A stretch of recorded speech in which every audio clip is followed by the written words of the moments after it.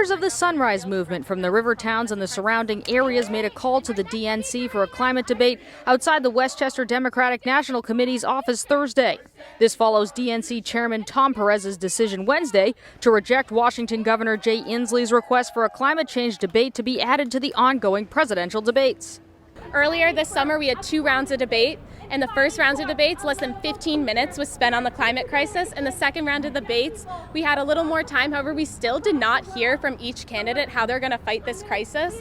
In order for my generation to imagine a future we can live in, we need to hear who's going to make a plan for our future. And although climate change may not always be the most important issue in public opinion polls, these protesters say that it needs its own debate so it can be brought to the forefront. One thing we're trying to put forward is climate change isn't just one issue, because the climate crisis affects every single issue, from healthcare to immigration to food security. It affects everybody.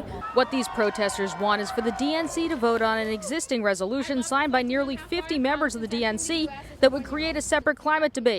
The DNC will vote on this resolution between August 22nd to the 24th.